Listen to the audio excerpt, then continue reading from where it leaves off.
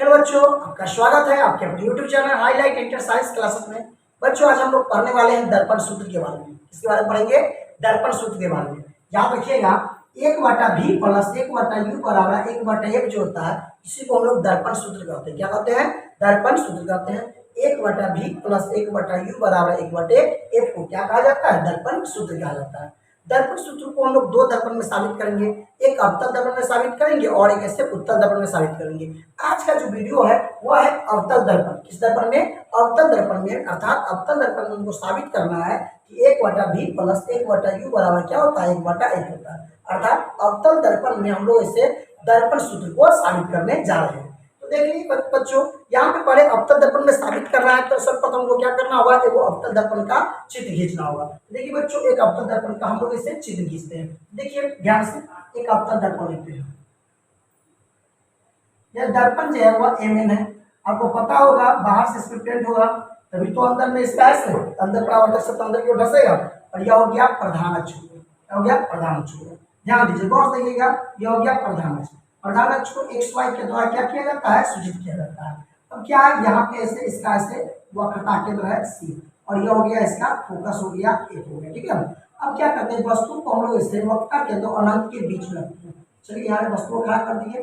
वस्तु से दो किरण चलेगी, पहला किरण प्रधान अक्ष के समांतर चलती है, जो फोकस होकर क्या होती है? निकल जाती है। और दूसरा किरण ऐसे सी से होकर चलती है और इसी पर क्या होती है? और किरण ऐसे लौट जाती है। पहला किरण ऐसे चली समांतर और फोकस से वो निकल गई, दूसरा किरण इस पर चली और इसी पर क्या हो गई? लौट गई। दोनों किरण एक दूसरे को यहाँ पे कट कर रही है।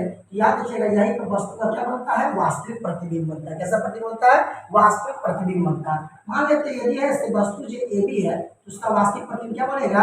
ए डैश बी डैश बनेगा। क्या बनेगा? ए डैश बी डैश बनेगा। बिल्कुल स्पष्ट है। देखिए बच्चों, यह हो गया ध्रुव हो गया। क्या हो गया? ध्रुव होता है। आपको एक कटक बिंदु होता है, इसको क्या बोलते हैं? ध्रुव बोलते हैं। यह हो गया ध्रुव, ध्रुव हो गया पी हो गया। ये क्या हो गया? ध्रुव हो गया। तो क्या देखिए यहाँ पर एम एन एक अवतल दर्पण है। एम एन क्या है? एक अवतल दर्पण है। इससे प्रधान अक्ष एक्स वाई है, ध्रुव पी है, फोकस एफ है, वक्रता केंद्र क्या है? सी है।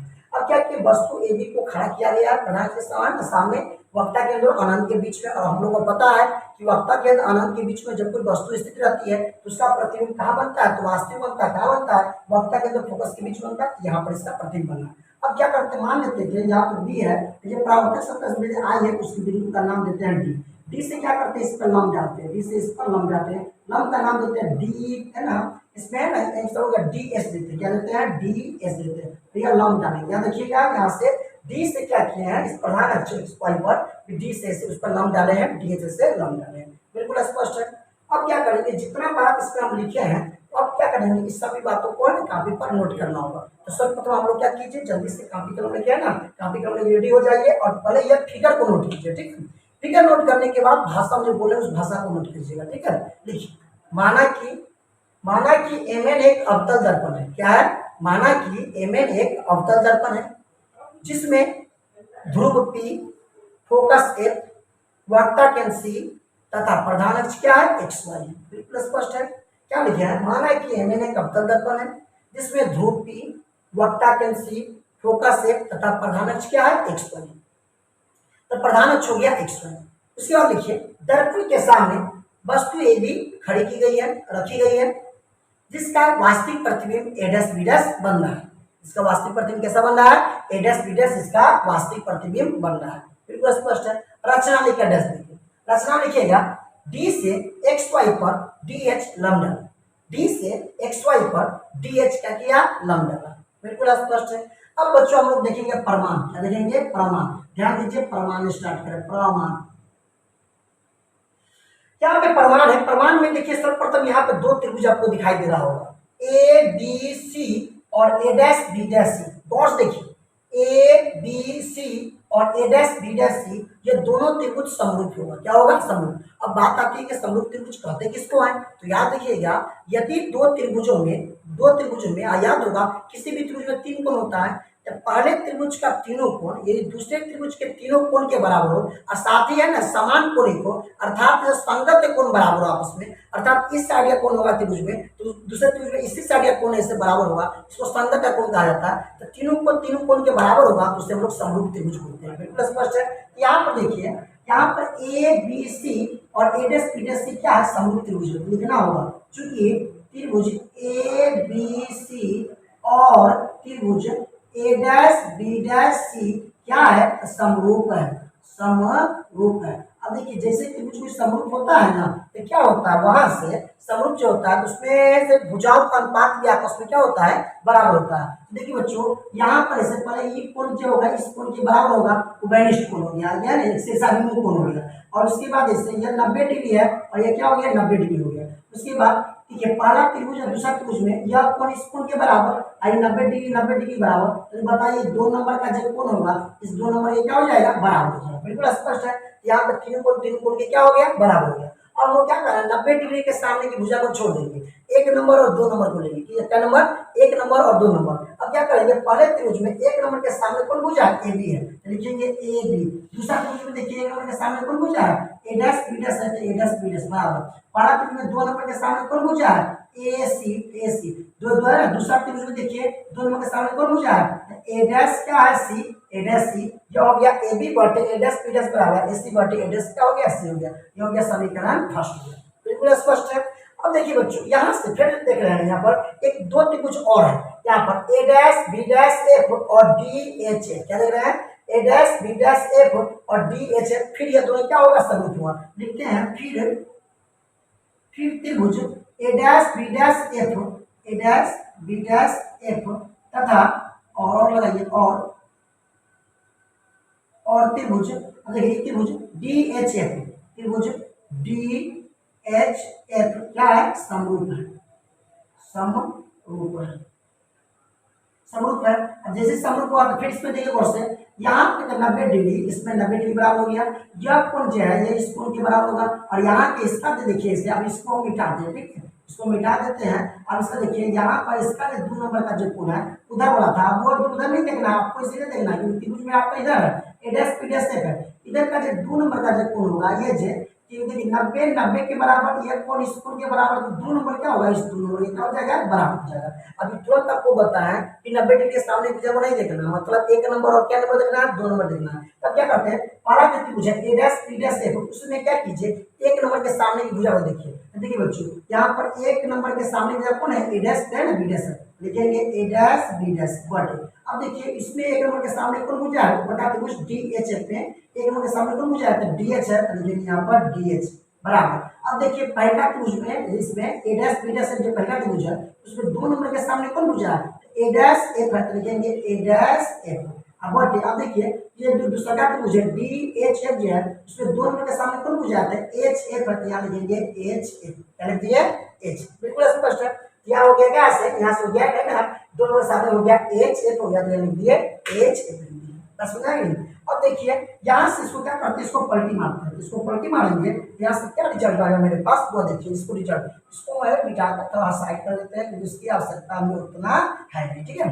अब देखिए यहाँ पर ऐसे इसको हम तो पलटी मारेंगे तो इसको यहाँ से क्या लिख सकते हैं, डी एच बटे ए डैश ए बी डैश बराबर क्या हो जाएगा, एच एफ बटे ए डैश क्या हो जाएगा, एक हो जाएगा, ए डैश एक हो जाएगा, ठीक है। अब देखिए गौर से यहाँ पर गौर से देखिए, मिनट से आपको बता रहे हैं यहाँ पे डी एच क्या है ना, वो ए बी के बराबर होगा। अब भैया क्यों बराबर होगा, तो क्योंकि देखिए बी टी जो है वह एक्स वाई के समांतर है, ए बी टी क्या है, एक्स वाई के समांतर है, लिखेंगे चूंकि बी टी जो बी डी समांतर है एक्स वाई, चूंकि बी टी क्या है, बी टी जो है वो समांतर एक्स वाई, इसका मतलब है जो डी एच जो होगा डी एच वो किसके बराबर हो जाएगा, ए बी के बराबर होगा। आपको पता होगा यदि दो रेखाएं समांतर होती है तो उनके बीच की दूरी क्या होती है, हर जगह पे बराबर होती है। बिल्कुल स्पष्ट है। अगर दो रेखा आपस में बराबर होती है तो उनके बीच की दूरी क्या होती है, हर जगह पे बराबर होती है। तो वही किया है यहाँ पर बी टी क्या एक्स वाई के समांतर है, आपको पता होगा है ना, चित्र खींचने में क्या हुआ है, यह इसके समांतर है तो बीच की दूरी हर जगह बराबर होगा, इसका मतलब डी एच क्या होगा, ए बी के बराबर, तो डी एच बराबर ए बी। ऊपर में देखिए ये समीकरण कितना था, दूसरा था। समीकरण 2 में डी एच की जगह पे भी रख सकते हैं, तो लिखते हैं इसे यहाँ पे समीकरण 2 से, समीकरण 2 से देखिए क्या हो जाएगा, समीकरण 2 से काम करते हैं, रिजल्ट आ जाएगा डी एच की जगह पे ए बी डाल दीजिए तो हो जाएगा ए बी बटे ए डैश बी डैश बराबर क्या हो जाएगा, एच एफ बटे क्या हो जाएगा, ए डैश एफ हो जाएगा, क्या हो जाएगा, ए डैश एफ। इसको समीकरण मान लेंगे 3। तो पहला समीकरण ये हो गया, दूसरा ये, तीसरा ये हो गया, तो समीकरण से यह हो गया समीकरण 3 हो गया, ठीक है। अब देखिए गौर से एक बात बता रहे हैं, यहाँ पर क्या देख रहे हैं आप, है ना, पहला समीकरण और दूसरा तीसरा समीकरण को, दूसरा को नहीं, पहला और तीसरा समीकरण को गौर से ठीक जानिए। पहला और तीसरा समीकरण को गौर से देखिएगा तो पता चलेगा इसका जो एलएचएस है इसके एलएचएस के क्या हो गया बराबर, इसका मतलब आरएचएस भी क्या हो जाएगा आरएचएस के बराबर हो जाएगा। लिखेंगे समीकरण समीकरण 1 और 3 से, समीकरण 1 और 3 से। अब देखिए 1 और 3 से क्या हो जाएगा, इसका आरएचएस इसका आरएचएस के बराबर हो जाएगा। इसका मतलब हो गया AC बटे A डैश C जो होगा वह HF बटे A डैश क्या हो जाएगा F के बराबर हो जाएगा। बिल्कुल स्पष्ट है। अब क्या करेंगे, अब बताइए बाबू, अब यहाँ पे देखिए गौर से, यहाँ से D से लंब डाला गया तो वह DH है, ठीक है, DH क्या है लंब है। अगर हम यह मान ले कि यह जो DD से आपतित किरण है वो प्रधान अक्ष के समीप से होकर गुजरे, जब वो समीप से होकर गुजरेगी तो डी बिंदु क्या हो जाएगा पी पर हो जाएगा। तब बताइए जब डी पी पर होगा, जब उस पर लंब डालेंगे तो एच पी क्या हो जाएगा पी पर ही हो जाएगा। बिल्कुल स्पष्ट है। यहाँ से एक लैंग्वेज दिखाएगा, वो लैंग्वेज को नोट कर लीजिए। देखिए यदि आपतित किरण बी डी प्रधान अक्ष एक्स वाई के समीप से होकर गुजरे तो बिंदु एच बिंदु पी के समीप होगा।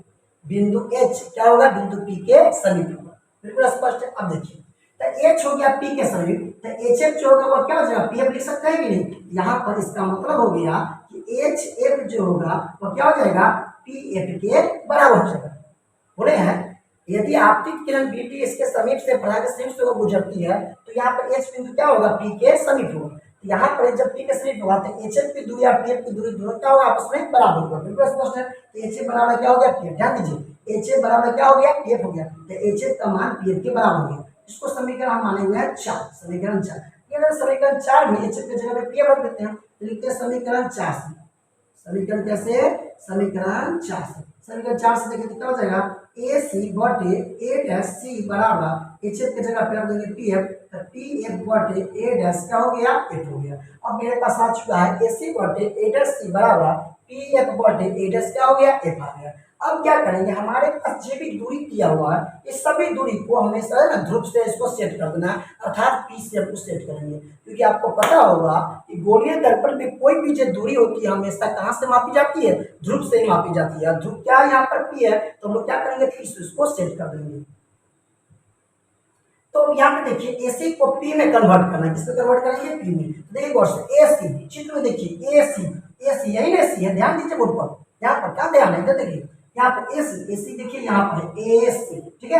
अब क्या करेंगे एसी को कोई बच्चा P A minus P C कर देगा तो क्या ऐसे नहीं आ जाएगा, बिल्कुल आ जाएगा। एसी निकालना है, अगर पी ए में से पी सी घटाएंगे तो एसी ना आ जाएगा, आ जाएगा। तो देखिए उसकी जगह पे पी ए माइनस क्या कर देंगे पी सी, पी ए में से पी सी घटाएंगे तो एसी आ जाएगा। अब बटा अब देखिए ए डैश सी है, ए डैश सी ये है ए डैश सी, ठीक है, यह हो गया ए डैश सी। ए डैश सी निकालना है, अगर पीसी में से पी ए डैश घटा देते तो ए डैश सी नहीं आ जाएगा। और देखिए ए डैश सी है, हम पीसी पूरा पीसी में से क्या करते हैं पी ए डैश को घटा देते तो ये ए डैश सी आ जाएगा। यहाँ से पीसी में से क्या करेंगे ये ना पीसी में से पी ए डैश को घटा देंगे, यहाँ से घटाएंगे पी ए डैश को क्या करेंगे घटा देंगे, इससे घटाएंगे तो क्या आ जाएगा ए डैश सी आ जाएगा। अब देखिए यहाँ पर पी एफ 10 के 10 है, इसमें कुछ नहीं करना है, फिर पी एफ सेट है पी एस से हवे करेंगे। अब ए डैश एफ फिर आ गया ए डैश एफ। अब देखिए ए डैश एफ को बस देखिए ए डैश एफ इतना है, ए डैश एफ हम क्या करेंगे पूरा पी ए डैश में से पी एफ को घटाएंगे तो क्या ए डैश एफ नहीं आ जाएगा, बिल्कुल आ जाएगा। तो है ना ए डैश एफ की जगह लिखते हैं पी ए डैश करेंगे पी ए डैश माइनस क्या लिख देते हैं पी एफ, जैसे पी ए डैश में से पी एफ घटाएंगे वहां से क्या आ जाएगा ए डैश एफ आ जाएगा। वहां से क्या आ जाएगा ए डैश एफ है ना, यहाँ से जैसे ए डैश एफ जो है वहां से पी ए डैश में से हम क्या करेंगे पी एफ घटाएंगे तो वहां से आ जाएगा ए डैश क्या आ जाएगा एफ आ जाएगा। अब देखिए हमारे पास जो दूरी जब दिया हुआ था वह सब है ना पी में कन्वर्ट हो चुका है, पहले हो चुका है पी से कन्वर्ट। अब क्या करेंगे विभिन्न दूरियों का, यहाँ पे एक लैंग्वेज दिखाएगा विभिन्न दूरियों का, विभिन्न दूरियों का चिन्ह सहित संकेत लेने पर अब देखिए विभिन्न दूरियों का चिन्ह सहित संकेत लेते हैं, चिन्ह सहित संकेत लेना, ठीक है। देखिए पी ए वस्तु दूरी क्या है, पी ए वस्तु दूरी हमेशा ऋणात्मक होता है, जैसे यू के द्वारा क्या किया जाता है व्यक्त किया जाता है, यहाँ पर हो जाएगा माइनस में यू हो जाएगा। अब देखिए माइनस में पीसी है, पीसी अब माइनस है तो माइनस पर लगा देंगे पीसी। अब देखिए पी से वक्ता केंद्र की दूरी, पी से है ना ध्रुव से वक्ता केंद्र की जो दूरी होती है उसको वक्ता त्रिज्या कहते हैं। वक्ता त्रिज्या को स्मॉल आर के द्वारा क्या किया जाता है, सूचित किया जाता है। जो अवतल दर्पण है अवतल दर्पण वक्ता त्रिज्या क्या होती है, ऋणात्मक होती है। ये आप लिखेंगे माइनस में क्या हो जाएगा, आर हो जाएगा। बिल्कुल स्पष्ट है।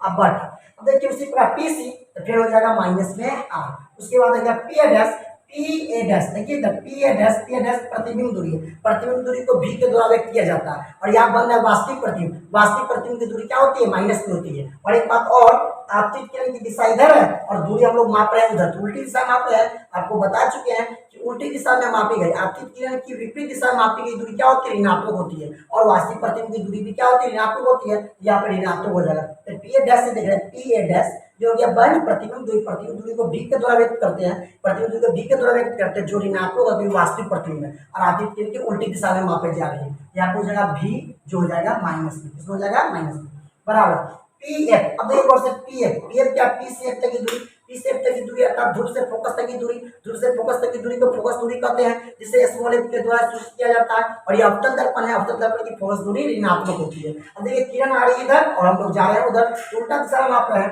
ये हो जाएगा माइनस में एक हो जाएगा। ठीक है, अब यहाँ से देखिए उसके बाद अब यहाँ पर देखिए पी ए डैश के प्रतिबिंब दूरी, पी ए डैश तुरंत पता है प्रतिबिंब दूरी क्या होता है, ऋणात्मक होता है। तो माइनस में क्या हो जाएगा, भी हो जाएगा, माइनस में भी। उसका पी एफ क्या फोकस दूरी है, फोकस दूरी क्या हो जाएगा, माइनस में एक हो जाएगा। बिल्कुल स्पष्ट है। अब हम क्या करेंगे, इसका कैलकुलेशन करेंगे, इसका क्या करेंगे, कैलकुलेशन करेंगे और आर के जगह पे 12 डालेंगे। आपको साबित करके बता रहे थे वक्ता त्रिज्या क्या होती है, फोकस दूरी की दुगुनी होती है, अर्थात आर जो होता है वो क्या होता है, 12 के बराबर होता है। आर के जगह पे 12 माना बराबर, हम क्या करेंगे, मान को डालेंगे। चलिए आर के जगह पे 12 मान को डालते हैं। यहाँ से हो जाएगा माइनस यू प्लस आर बटे माइनस आर प्लस क्या हो जाएगा, भी। ध्यान दीजिए गौर से, दिखाई दे रहा होगा आपको। यहाँ पे माइनस यू प्लस आर बटे माइनस आर प्लस बी बराबर माइनस एफ बटे माइनस बी प्लस में क्या हो जाएगा, एक हो जाएगा। ठीक है, आर के जगह पे आप 12 डाल देते हैं, आर के जगह क्या करते हैं, 12 डाल देते हैं। बिल्कुल स्पष्ट है। अब क्या करते हैं, कैलकुलेशन को ऐसे आर के जगह पे 12 का उपयोग करेंगे। यहाँ से हो जाएगा माइनस में यू प्लस आर के जगह पे 2f बटे माइनस है आर के जगह पे हो जाएगा 2f प्लस भी के जगह 10 के 10 माइनस एफ बटे माइनस भी प्लस क्या हो गया, एक। बिल्कुल स्पष्ट है। अब मेरा चित्र की कोई आवश्यकता नहीं है, इस बात को आप ऐसे अच्छे से नोट कर लीजिएगा। और चित्र की अभी है ना, यहाँ पे कोई आवश्यकता वैसे है नहीं। ठीक है, इसको मिटा भी सकते हैं, अगर आवश्यकता होगा तो मिटा भी सकते हैं। अब यहाँ से क्या करते हैं, इसका तिरछा गुना करते हैं। गुना करने आता ही होगा। माइनस यू को है ना माइनस बी से करेंगे तो हो जाएगा यू भी, माइनस यू को एफ से करेंगे तो हो जाएगा माइनस में यू एफ, 2f को b से करेंगे तो हो जाएगा माइनस में 2bf, 2f को करेंगे f से गुना तो हो जाएगा प्लस में 2f स्क्वायर बराबर। अब 2f स्क्वायर को इससे गुना करेंगे तो हो जाएगा प्लस में 2f स्क्वायर, b करेंगे इससे करेंगे तो माइनस हो जाएगा vf। तो देखिए बराबर कुछ साइड है, तो दोनों आपस में क्या हो जाएगा, कट जाएगा। हमारे पास क्या चुका है, यहाँ से देखिए यहाँ पे हो गया यू भी माइनस यू एफ। अब देखिए माइनस उधर ले जाते हैं, उधर जैसे जाएगा तो माइनस में प्लस से vf है, अगर जाएगा तो 2 क्या हो जाएगा, vf हो जाएगा। यहाँ से जब क्या आ गया यू एफ माइनस, ध्यान दीजिएगा यू एफ माइनस क्या हो जाएगा, यू है ना एफ बराबर इसमें से घटेगा उल्टा तो क्या हो जाएगा, भी एफ हो जाएगा, क्या हो जाएगा, भी एफ। अब क्या करते हैं यू एफ माइनस से उसको उधर ले जाते हैं, यहाँ से यू भी बराबर क्या हो गया, भी एफ माइनस उधर जाएगा तो प्लस में क्या हो गया, यू एफ। बिल्कुल स्पष्ट है। अब हमारे पास इतना रिजल्ट आ चुका है। यहाँ सब चित्र को थोड़ा क्या करते हैं, मिटा देते हैं। चित्र की आपको कोई आवश्यकता नहीं है, वैसे इस सब की कोई आवश्यकता नहीं था, बड़े विषय को मिटा के देखा। अब देखिए बच्चों हमारे पास रिजल्ट आ चुका है। यहाँ पर क्या आ चुका है, यू भी बराबर भी एफ प्लस यू एफ, क्या गया है, यू भी बराबर भी एफ प्लस यू एफ। अब क्या करेंगे, दोनों तरफ u इंटू भी इंटू एफ से भाग देने पर, दोनों तरफ क्या करेंगे, भाग देंगे। यू भी में यू भी एफ से भाग देंगे, फिर उधर से भी एफ है प्लस यू एफ है, इसमें ही भाग देंगे यू भी एफ से। अब पहला क्या होगा, यू भी बटे यू भी एफ बराबर यू कलर कर लो, भी एफ बटे यू भी एफ प्लस यू एफ बटे यू भी क्या हो जाएगा, एफ हो जाएगा। देखिए यहाँ कुछ कटने वाला है, यू से यू कटेगा, भी से भी कटेगा, ऊपर में कुछ होते एक बटा एफ बराबर यहाँ से भी से भी कट गया, बी से भी कट गया, एफ से कट गया, ना कुछ होते एक बटा यू बच गया, प्लस यू से यू कट गया, से कट गया, ना कुछ होते तो 1 बटा क्या बच गया, भी बच गया। अब देखिए बच्चों हमारे पास रिजल्ट आ चुका है, हमारे पास रिजल्ट आ चुका है कि इतना बराबर इतना होता है। यहाँ से क्या आप देख रहे हैं कि 1 बटा है वह 1 बटा है ना u प्लस 1 बटा v के बराबर हो गया। इसको उल्टा लिखेंगे 1 बटा u प्लस 1 बटा v बराबर 1 बटे क्या हो गया, 1 हो गया। इसलिए 1 बटा v प्लस 1 बटा u बराबर क्या हो गया, 1 बटा 1 हो गया। इसको हम लोग बोलते हैं दर्पण सूत्र। क्या बोलते हैं, दर्पण सूत्र बोलते हैं, जो साबित हुआ अवतल दर्पण में। देखिए आप कैसे साबित किए हैं, स्टेप बाय स्टेप वर्क कीजिएगा, पूरा बन जाएगा। तो यही आपको क्या करना था, साबित करना था, जो हमने क्या किया, साबित किया। तो बच्चों आज की वीडियो में आपने क्या सीखा, क्या देखा कि यहाँ पर दर्पण सूत्र को साबित किया गया है। 1 बटा v प्लस 1 बटा u जो होता है 1 बटे के बराबर, जो ऐसे दर्पण सूत्र है उसको हम साबित किया अवतल दर्पण में। किस दर्पण में, अवतल दर्पण में। अगला जो वीडियो हम लेके आएंगे उस पर उत्तल दर्पण में साबित करेंगे। किस दर्पण में करेंगे, उत्तल दर्पण में हम उसको साबित करेंगे। अब देखिए स्टेप बाय स्टेप, पहला काम तो उसका फिगर बनाना, फिगर खींच के उसमें है ना स्टेप बाय स्टेप काम किया है। वैसे आप लोग भी देखिएगा, वीडियो को जहाँ समझ में आएगा वीडियो को रोक के पीछे बैक करके उसको देखने का प्रयास करिएगा, 100% समझ में आएगा, क्योंकि संपूर्ण बात को उसमें है ना उल्लेख किए हैं। समझ में आ गया नहीं? आशा करते हैं ये वीडियो काफी आपको अच्छा लगा होगा, क्योंकि इस वीडियो में आपको दर्पण सूत्र साबित करना सिखा है कि कैसे उसको साबित किया जाता है। आप लोग ऐसे अच्छे से अगर देखे होइएगा तो 100% आपको समझ में आया होगा। फिर मिलते हैं नेक्स्ट वीडियो में, तब तक के लिए बेस्ट ऑफ लक।